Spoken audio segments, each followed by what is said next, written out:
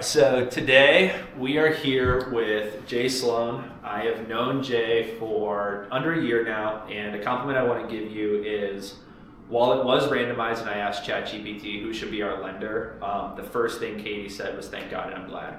So I do want you to know that we've met a lot of people in this.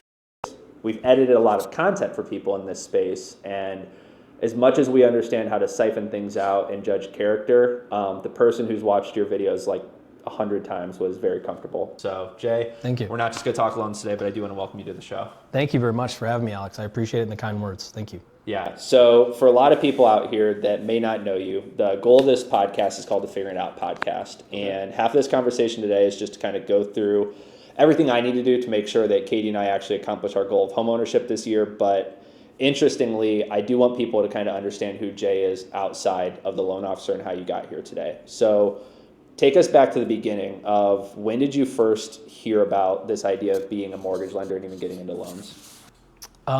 That's a great question. So I'm going to age myself here, but back in 2001, so one of my best friends had started working for the largest mortgage broker in the entire country, which at that time was Heartland Home Finance.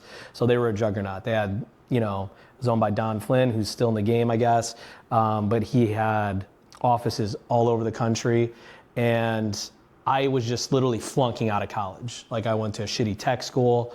And like I realized real quick, like I did not want to be a computer programmer like Neo from the Matrix, because again, it looks a lot cooler than it was than sitting in front of a computer for 12 or 14 hours a day writing code.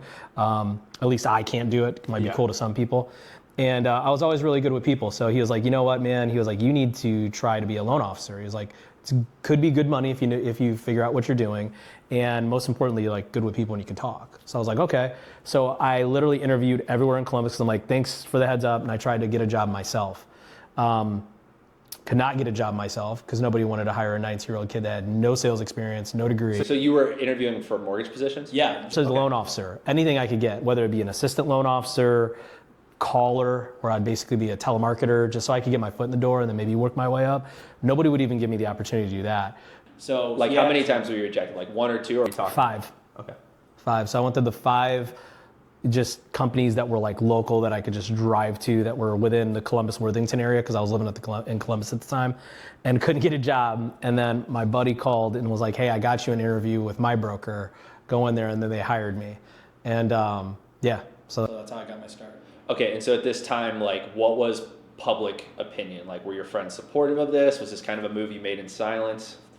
My friends, I was a pretty wild kid, so my friends were just lucky that I was happy I was doing something. Okay. I wasn't at the bar and I was actually focused, so they were happy with me.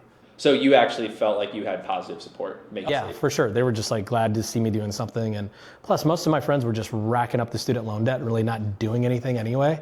You know what I mean? So I was actually doing something and actually having more, I guess, of a routine of getting up and going to work and trying to do something with myself than some of my other friends who were waking up at 1 or 2 o'clock in the afternoon. No offense to anybody, but they were at 19, it was a big difference. And that spread adds up over 4 years. Yeah. Big time. So when you got into this, did you seek mentorship immediately, or was mentorship something that kind of happened without you really knowing in the beginning? I did seek mentorship. So I'll never forget it. My first mentor, his name, he was the craziest character ever. I mean, he was like something out of like a Quentin Tarantino movie. His name was Cham Kahari. Okay. And he was a Nigerian guy, and he spoke like Tom Brokaw. Like he sounded just like it was crazy. And he taught me everything. Like he literally would sit with me 2 to 3 hours a day and help me. And then he finally kicked me out of my own. And it was probably one of the best mentorships I've ever had because he like truly would dial in on me and he saw something in me and he would help me. But then when it was time to go and I was just like kind of asking the same questions over again, he was like, nope, we already went over that. And then he kind of gave me some tough love and I had to figure it out.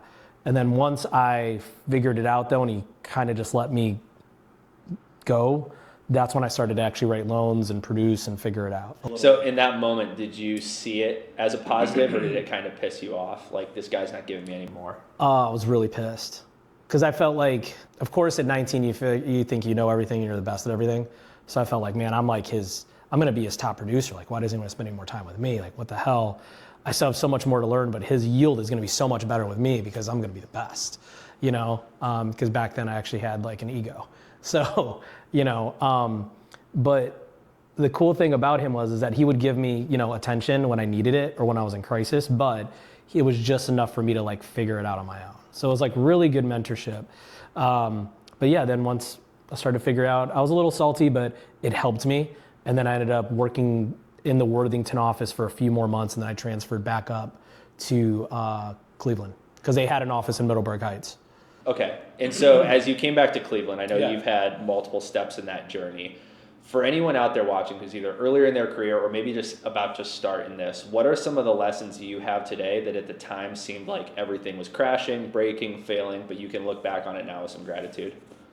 I mean, I think I feel like that every day as an entrepreneur. I feel like, you feel like some days you have it all figured out and the next day you don't know shit. You know what I mean? So that's a really loaded question for me. I mean, I felt like I don't know, I don't come from very much. So, I mean, we had a house full of love. My mom was a single mom. I have 4 brothers.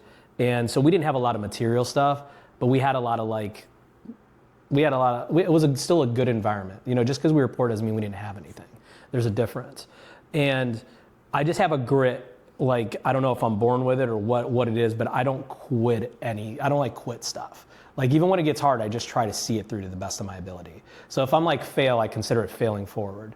Yeah. So as I was not producing, not making any money, I remember one night, and I might have shared this with you, I was coming home I was sleeping on my buddy's couch who got me the job in Middleburg Heights, and I literally had to borrow 10 cents from the toll driver or the toll booth operator to pay my freaking toll because I didn't even have enough money to get home because I was making no commission.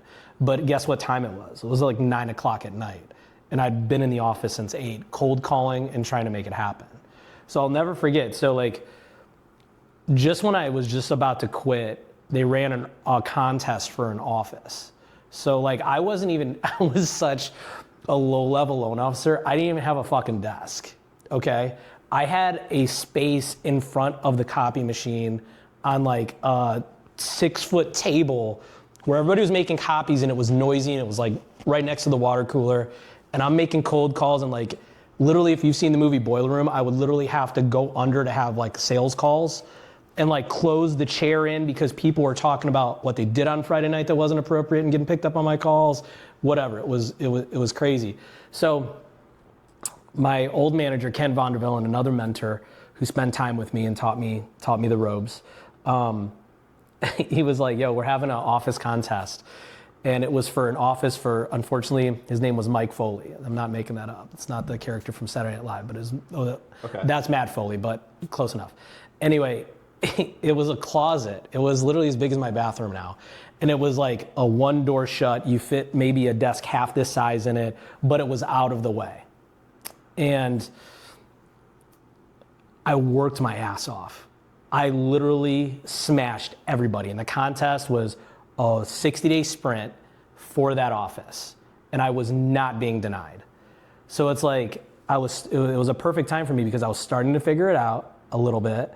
I was getting great mentorship from Kent that I took from Chom and built on that. And I had a lot of great salespeople around me to listen to their calls and do stuff. And I just outworked every person. And I sucked for a long time. So one thing that I want to share with people is if you suck at something for a long time, but you dedicate yourself to it, it's like the outlier, right? If you spend 10,000 hours doing anything, you're going to be better than 95% of people naturally. So if you just spend the time and you work hard and you actually put care into it, you're going to succeed at some capacity. Maybe you're not going to hit those goals yet, but you're going to take steps towards those goals. You're not going to consistently fail. And after 60 days, I won the contest. I got my office, which Mike was a 40-year-old guy, and I'm a 20-year-old kid. I'm taking this guy's office. But guess what? I didn't give a shit. I didn't care who was in that office. I just knew I couldn't sit by the copier anymore. Right. And so, as you hit this milestone, what kind of emotions are you feeling? Is it all pride, or is there kind of a frustration of I wish I could have done this earlier? How did you look at it at that age? I didn't think about it like that. I I thought about it as I was like very proud of myself because I had known, and this wasn't a mortgage, there wasn't no mortgage boom happening in the early 2000s. Like the towers hit and rates fell from like 7.5% to like 5. That was the mortgage boom that we got a piece of, and then rates were kind of crazy after that. But the point is though, is like there still wasn't like lead buy or really the internet, and like there wasn't all these like things that could control all these outcomes. You had to work for it and you had to be on the phone. You know what I mean? So it's like actually talking to people, not texting, none of that shit existed. So like for people now that are starting, they've got video, they've got YouTube, they've got email, CRMs, all these things. Like how many hours a day were you actually saying words on a phone? Because someone can say they call all day and maybe it's 2 hours. Like how many hours were you actually on the phone at your peak? 4 to 5. Yeah. Easy. Like all day. Like 250, 300 calls a day. Like contact ratio. So, they came up with a more simplistic approach when I went to Rocket, but it was like, 100, 4 and 1. So you want to make 100 calls, 4 credits, 1 deal. Like that was always like the mantra there. Mm-hmm. But for me, it was just like call as many, get as many, like do as much as I can, right?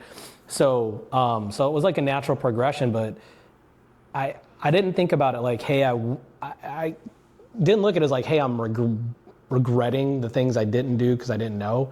I was just like full like work. Yeah. Like let's work. So I mean, you have to build on something, right? So then I built on that, and then I became one of the top producers in that office, and then rolled off of that team, and I went with Dan Capronico, who started a team outside of Heartland, because Heartland was kind of falling apart. They were trying to open a bank.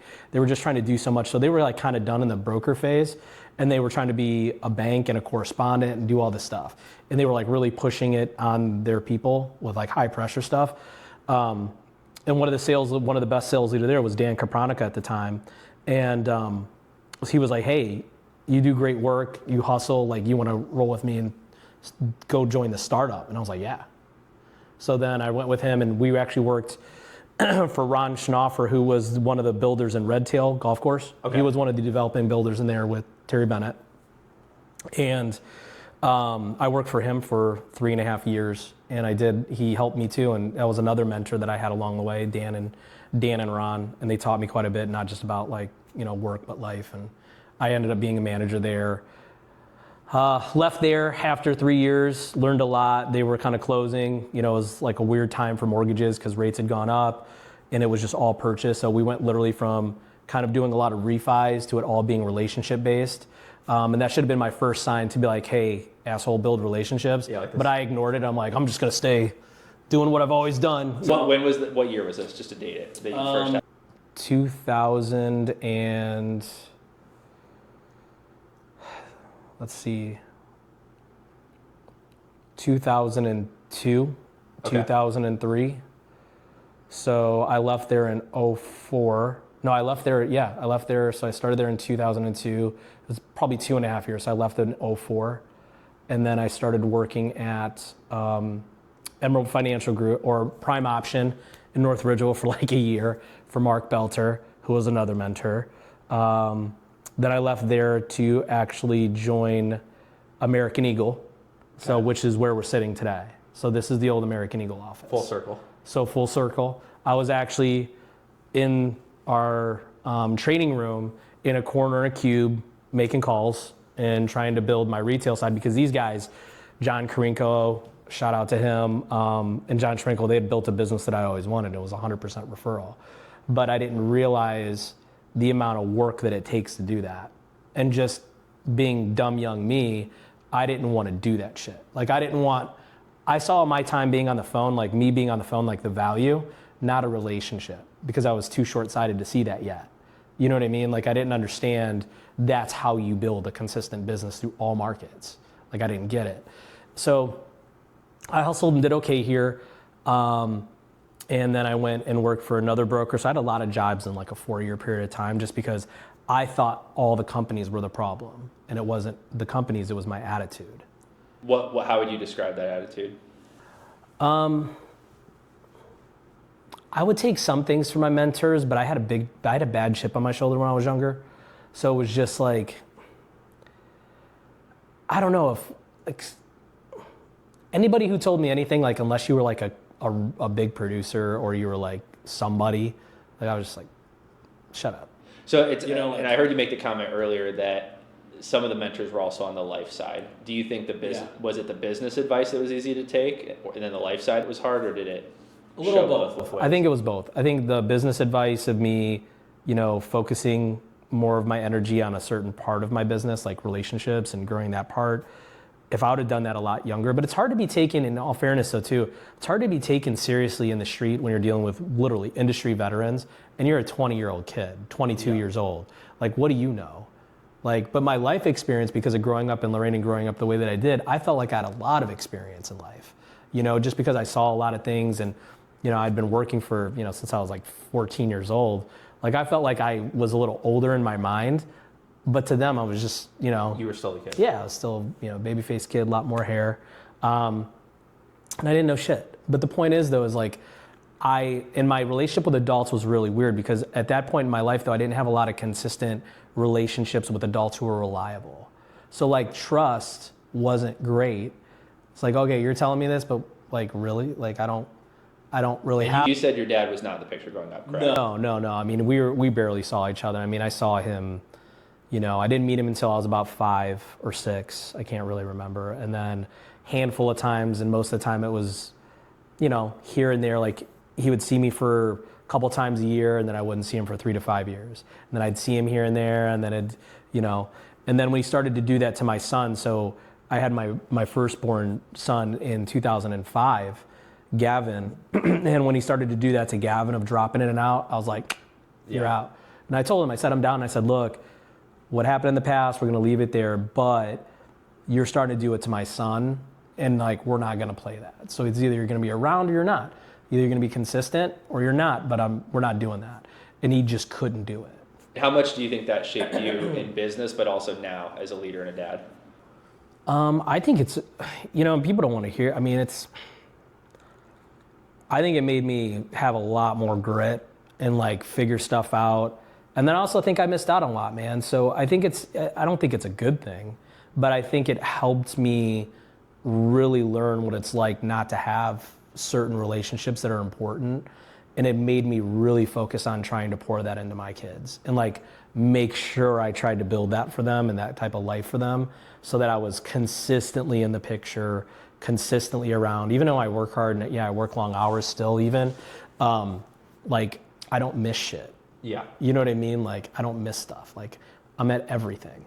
I respected that about you. I remember in the fall, there was like some email we were working on. I think it was the first time we played with the AI, and it was Thanksgiving, and I was going to be cranking it out all day. And you're like, hey, you're not going to hear from me for 24 hours. And I remember being like, damn, that was impressive. Thank you. Yeah, I had family in. My son was in from college. Like it was, it was cool, man. So I I've learned when to pause and when to press. Yeah. And I think, Bill Emerson said it best and used to talk about it. And when I worked at Rocket, he'd just be like, look, you can't be around all the time if you're going to be busy and you're actually going to be a real professional. Like it's not possible to be around every second. But when you're around, it's like quality. You want to spend quality time with your family, quality time with people, put your phone down, like focus on what's going on in and what you're doing. Because if you're hanging out in a room, but you're both on your phones, like what is that? Really in that room. Yeah, what is that? So when I try to spend time with people, I try to do it in quality. But to get back to your original question of so I was kind of broken in the sense of what real relationships meant. Like my friends were my closest relationships. They were dependable, but every adult in my life was kind of not that dependable. So for me to take advice, it was I had to get over myself to do that. Did you almost pre-filter too many adults out, you think? Yeah. 1000%. Yeah, and I think for me, I didn't give enough people a chance. Interesting. What I mean by that is you can learn something for everybody, which I definitely learned much, much later. Just because somebody's not at a particular point that you maybe even respect, you can get something from everybody. And I think you got to be humble enough and understand they've lived a different life than you. So they have value. Just you have to listen. Yeah. Well, I think this is a good segue then, because I think one of the things that was very hard for Katie and I was one, picking a lender, right? So obviously delegate that to the robots, let them take it. But still, I would say I myself, and I think she would attest too, I would say grew up with the wrong set of data. And something that's been very interesting for me is, for anyone watching the podcast that hasn't seen it, we've ran a social media company for 4 years, predominantly in the real estate space, a little bit outside of it. And through doing this, I've had so many of my own opinions shifted or challenged. Yeah. Because when you hear one person say advice that contradicts your parents, you can just think those two disagree. Yeah. Then when you hear 10 people contradict them, and 30 people, and you start seeing this wave of, man, I think I grew up with the wrong information. I felt similar to what you just described, where you don't know what to listen to, you don't know what's wrong, you don't know what's broken. So from your side, do you see that a lot in other people, that when they actually come to talk to you, they're filled with so much misinformation, they're almost stuck? Yeah. So I think it's really hard for people, again, to get out of their own way and just, not, and sometimes their parents have great information, sometimes they don't. Sometimes they read these things online that are from like 2008. It's like, why don't you read an article within the last 17 years, So people do come with a lot of bad information, and some of them come with a lot of great questions. I just think there's so much out there that if you even according to your algorithm, what you're researching is what you're gonna get fed, right? So if you're researching all the bad things about anything, you're gonna see all negative shit. So it's like, you got to be really, really careful what you consume and talk to professionals. And that was where it's hard because, I've talked to you off camera. One of the fights my dad and I have about media is I'm a big believer of go to the first source. The further out you get from the source, the more distilled and messy things get. And one of the statements he said is, I was like, hey, we picked our lender. He goes, I thought you just go to banks and see who has the cheapest rate. And that was kind of his belief. And I'm like, Dad, but this is a big thing. So that's part of it. I also feel like I need the service too. And I think growing up in my family, at least, my mom never hired realtors. And on my final day of high school was a Friday, let's say the Saturday after, we're supposed to be moving out of our house, but because there's no legal representative, they were mowing the lawn at my childhood house as I'm taking my bedroom out, the new owners were. So I saw on both sides, family not hiring realtors, saw the bad side of that. Probably got way less for the house too. Probably. And then on the other side, there was kind of this belief of, the all cops are bad cops. Hey, the 2008 crisis happened. Anyone that's a lender is evil. Yeah. And so there was kind of this very damaged belief for me personally, even just walking into the industry, where I had to really assume I know little to nothing. But we're now getting to that point where it's okay, I'm stepping into being a consumer for the first time. There's things I'm not taught. And so now it's a retraining. And for a lot of my friends and peers out there, I think this is a conversation a lot of them are afraid to have. Yeah. And I think it starts with actually getting with a lender that's compatible with your personality, or just that will talk to you.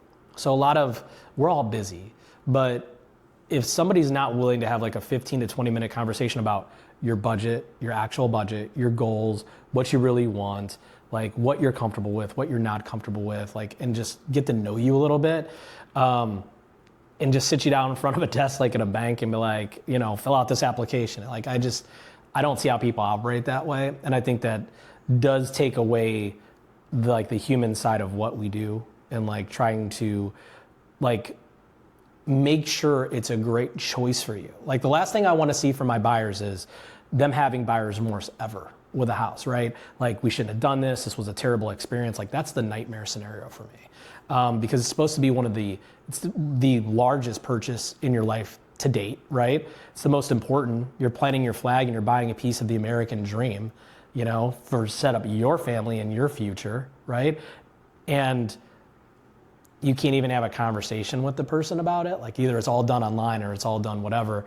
Not that that's a bad thing, but to shop rates and base your whole experience on just rates and costs is a terrible way to do it.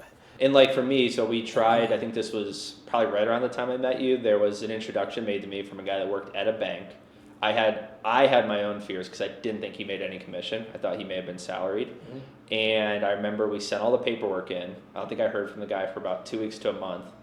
And he's like, yeah, sorry. Credit was too low. And I was like, oh, what can we do to fix it? He's like, you got to go pay everything off. Sorry, man.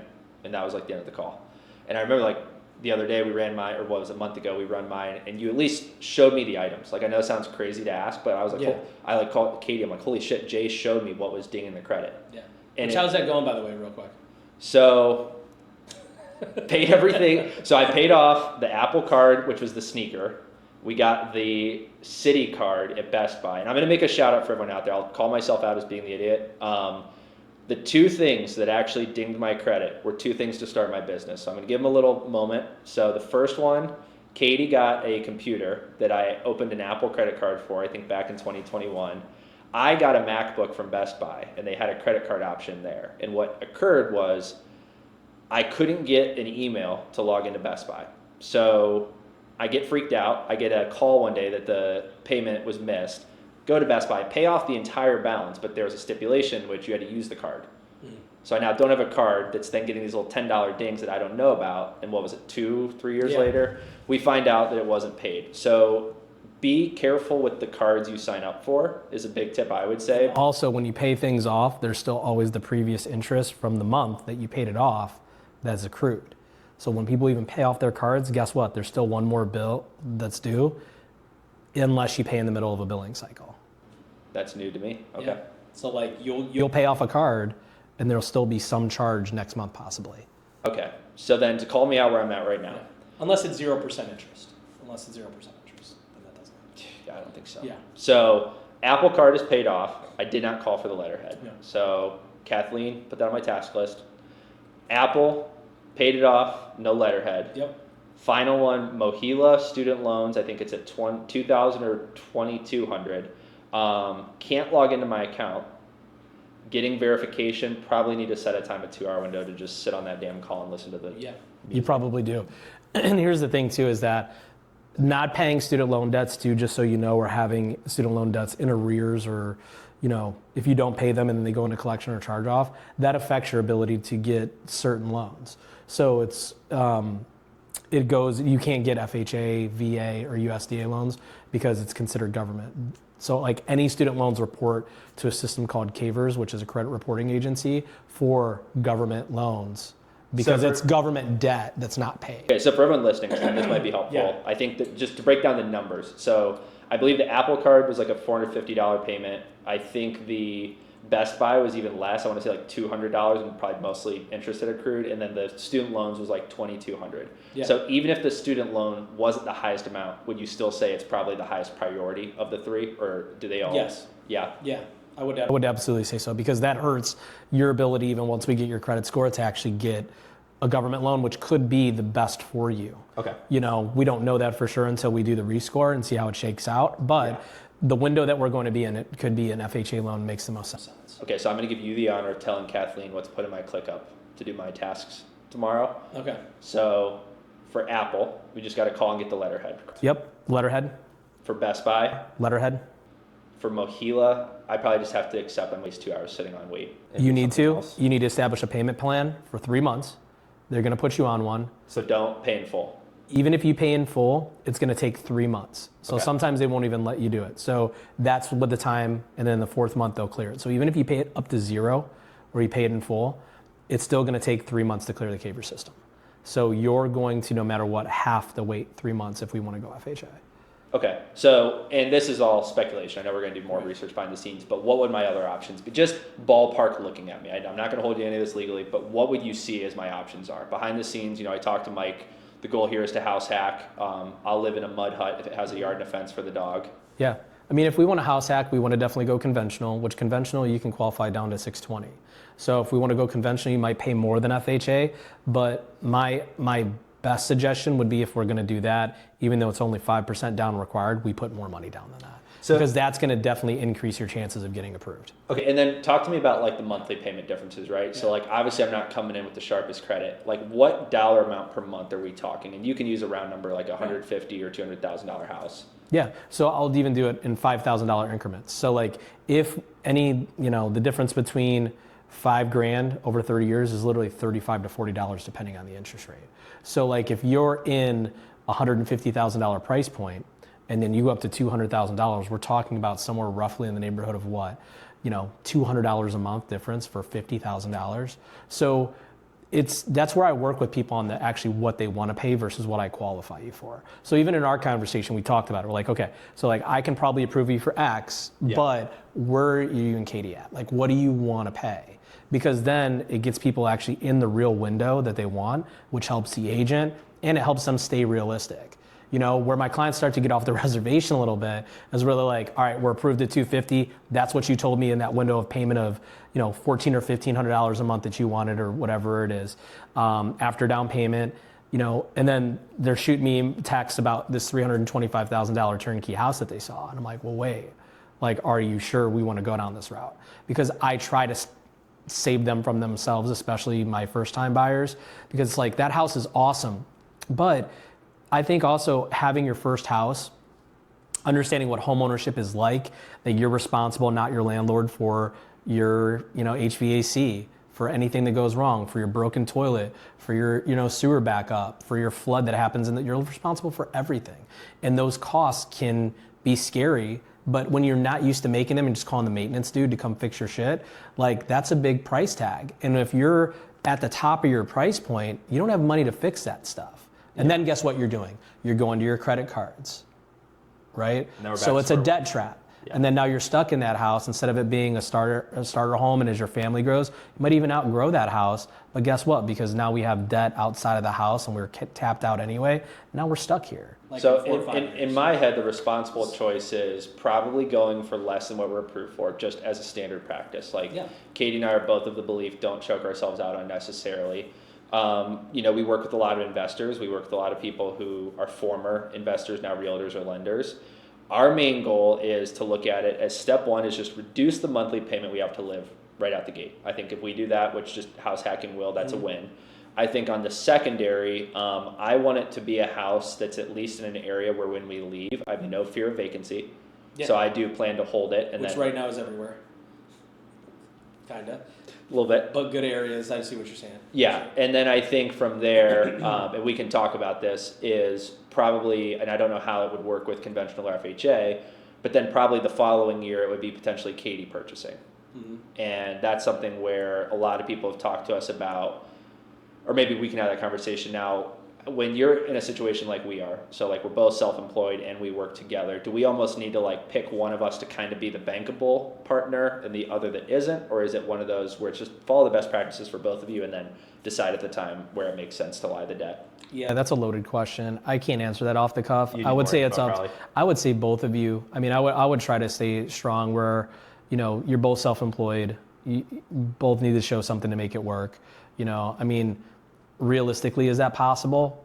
Maybe not, you know, when you're growing businesses, so you don't pay too much to Uncle Sam and et cetera. But I think it would be smart to at least have one of you set up to where, you know, one of you doesn't have as much debt as the other. Yeah. One of us is showing positive income, you know, things like that.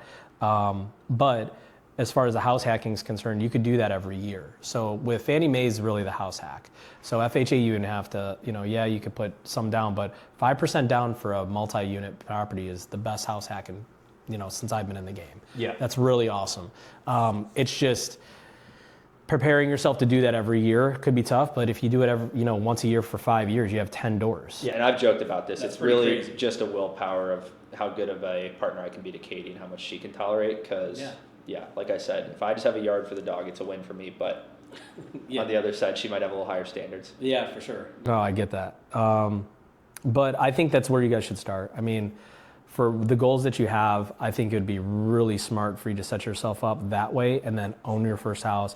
Do it definitely low budget, lower than you're comfortable with. And then for the second and third house, then we can try to maybe reach a little bit. And then definitely every step is going to be a step up. Right? Yeah, and like we talk, for everyone listening, we live in a horrible neighborhood right now. So like good to wholesale is probably the best way to put it. You know, everyone that owns a property on that street does not live on that street. So quality of life is not the challenge here. We're not one of those people who needs to live in a Hudson, Stowe, Strongsville to start. We're very comfortable to find where the house makes sense, the budget makes sense. Yeah. And as much as everyone says shop the rates, like if you guys kind of hear my questioning, or at least how I think about this as a business owner, I'm just thinking, what's my payment? Like, I'll be very honest, like I don't really care what the rates are. I think that's nothing I can control. And can I talk about that for a second real quick? So everybody thinks that everybody has these, like there's this vast spectrum of interest rates, and there's really not.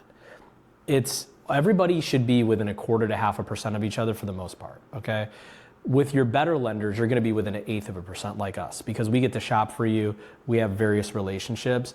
Like where you see really high prices is, your conglomerates almost anymore. So unless they're a broker and they're a huge, big box lender, that's really where the spread is happening right now. So like the upfront cost is really what you need to pay attention to, not the rate. So it's like, okay, what's their origination? Box A, like is what you need to focus on. What am I paying for that rate?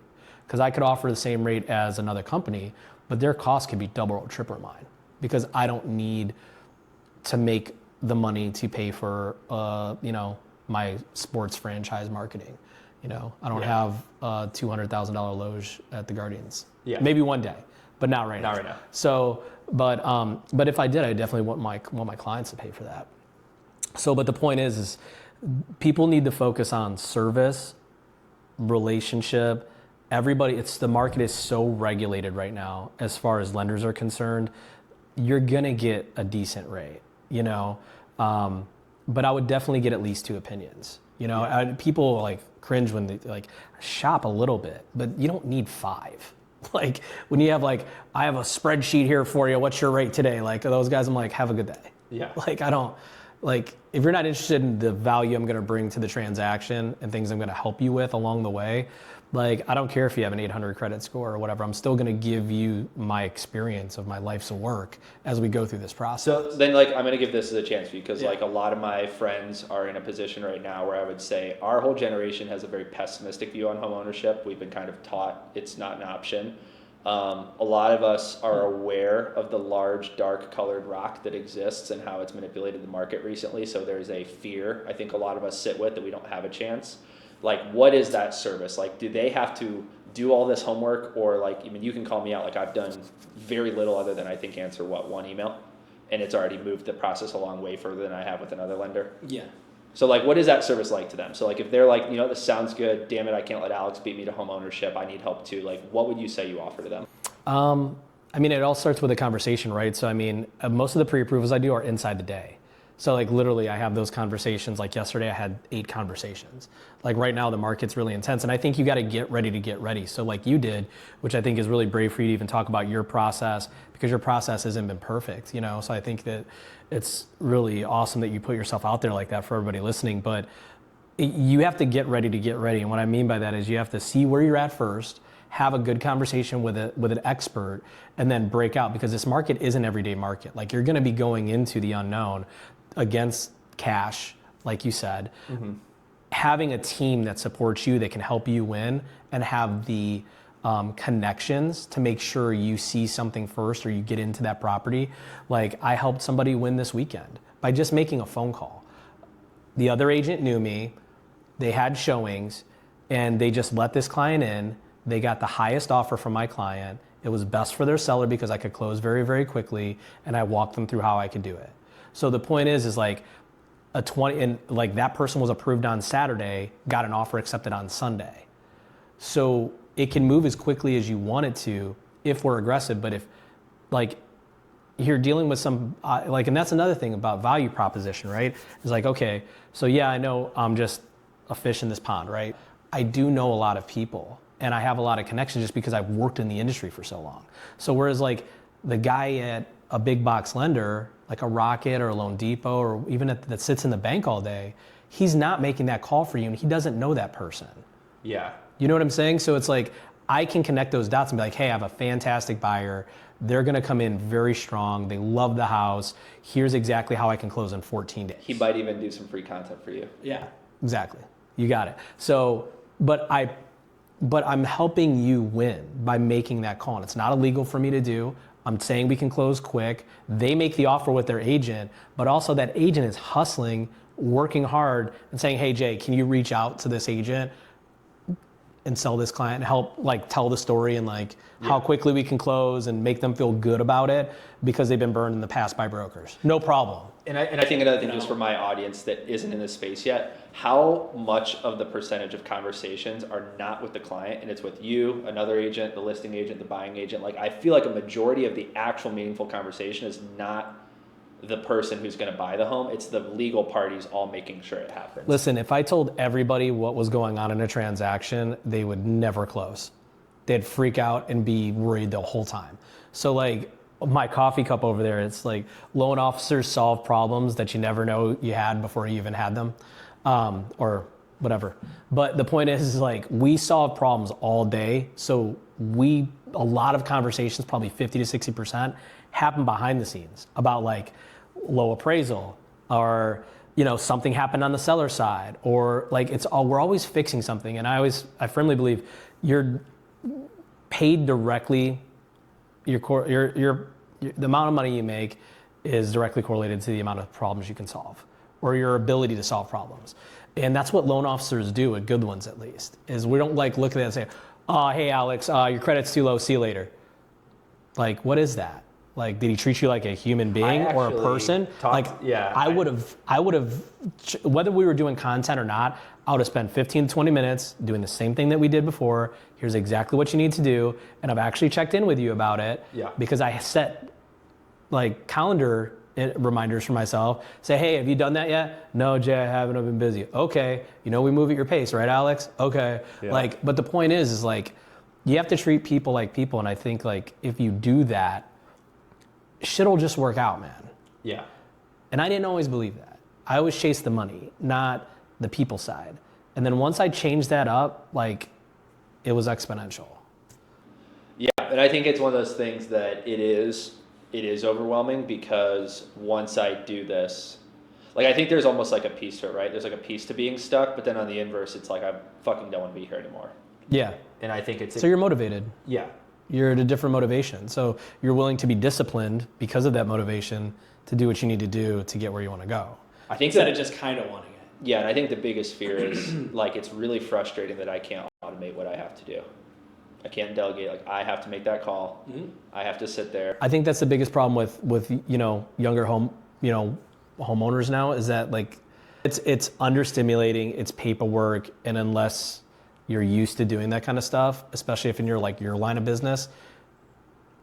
And listen, paperwork's hard for me.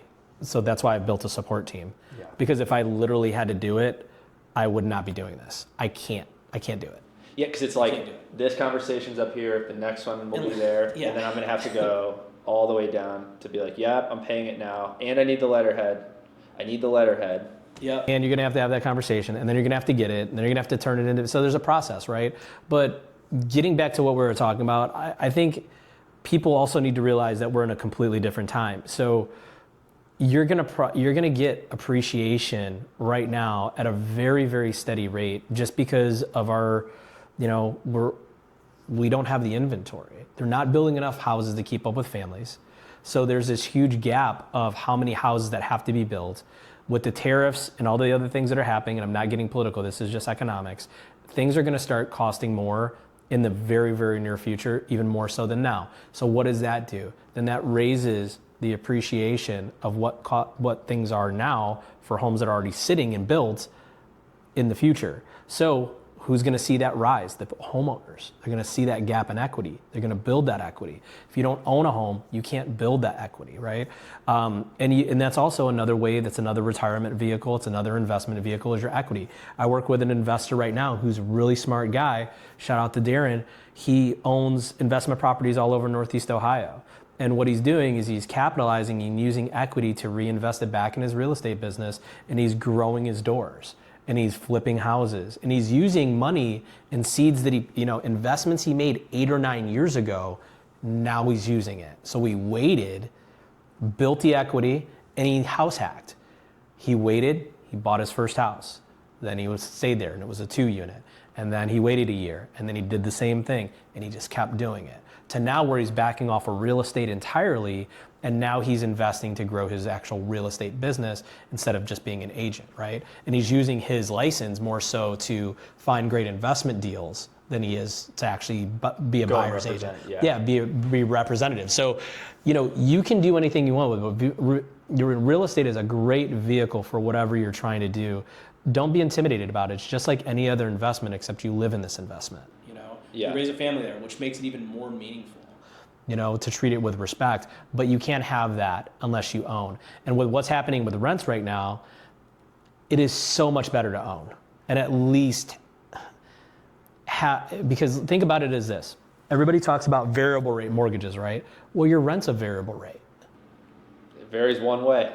Varies one way. Yeah, it keeps going up. You're not going to get a call from your landlord in 2 years saying, hey, I got great news. We're dropping your rent $300. Isn't that great? I'd be sure. They're going to say they're going to raise it $500 to $1,000 at this point. So owning is way more affordable for long term. And it's, I think right now with the home buying programs, I think the accessibility is there and the opportunity is there for a lot of young people to buy instead of rent. Yeah, and I think for us, that's the goal, is like we have no desire to change what we're doing with the company. I think that stays the true north. Yeah. But I think there is this acknowledgement of like right now I park a lot of money in stocks, which feels like a prank to myself. Why? It's so out of my control. Like you can Yeah. do research, you can look at it, but like, for example, I think the biggest investment I made at one time in our business was $15K at once. It was for coaching with software that came with it. And like, it was an easy choice because I saw what it was. Yeah. Stocks, it's always hard because it's like, unless I feel like I'm using ChatGPT to basically get insider trading, it doesn't feel like a good decision. So when I get to that point, at least I can have some trust. But with a house, there's just enough data that I think it's peaceful in my head. Like I feel like if I do like kind of the route, like, okay, I've got a couple of these, and then, a conversation for down the road where my brain goes is how would I use a refi correctly? Because I don't want to be one of these refi junkies that basically just keeps popping that every time and actually loses equity in a house. For me, it's more of like, how do I play that waiting game and deploy it safely? And maybe it is like what you're saying, where you just put it into getting more doors. Yeah, and the appreciation rate is, it's not like it was during COVID because no one was. I mean, it jumped like 12 to 20% in some cases. But we're seeing a steady appreciation. This year was one of our best years. I think we're at 4 to 5% year over year for the first time after that big jump. So, and it's just continuing to go. So, I mean, in some areas, it's 10 or 12% in Northeast Ohio year over year. So can you imagine, okay, you buy a house $200,000 3 years ago. Now that house is worth $250,000 to $260,000 and you barely did anything. What investment are you going to have that yields that kind of, outside of, Jordan Belfort getting you something like that, and doing some insider shit. But the point is like, you can't do it unless you try it. And I think it's I think people, if you need to talk to a loan officer that's going to listen to you, give me or my team a call. We'll help guide you. We'll set you up with the right real estate team and specific to your area of what you're looking for and take great care of you, because so many people treat things still even now transactionally. And I think I'm never going to run my business model that way. Like I'm never going to put profit over people. And that's why I left so many places, just because it was all about how much are you hitting people for? Or what's the, you know what I mean? Like what's the end of the result margin? And we have to make money as a business or whatever, but you don't have to gouge people in this. And that's why I stepped away from retail. It's just because there was less business being done, so more people were getting charged more per transaction.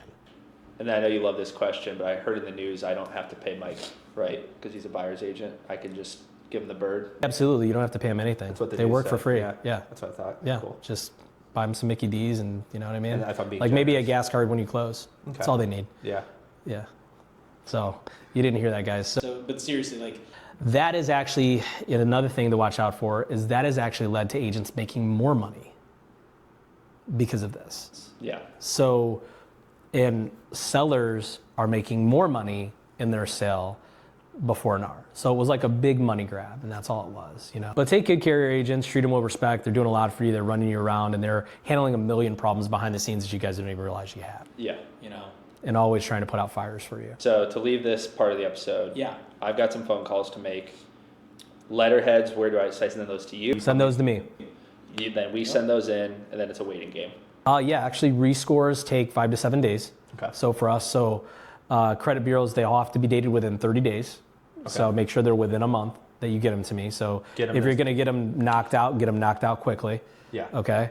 And then what we do is we submit those to the credit bureaus, all three, through our credit agency. They rescore. They'll give me feedback and say, hey, these letters stink. You need new ones, or they're perfect. we can get it done because they know what the credits, they work with them every day. They know how they're going to read the letter and if it's going to be appropriate. They'll clear it and then we'll have the score. Okay. And they'll say, hey, here's the anticipated amount. Your credit score will actually go up. Like we'll do the rescore, and we've already talked about that before, but they'll say, hey, you're this close to your window and they'll dial it in a little bit. Okay. Which is awesome. And so then from there, then the following step would be the pre-approval letter. Yep. The following step is then search. Yep. And then the final step is me, you, Katie, Mike, sit down for the final episode and show people what's possible. Yeah. So Sounds great.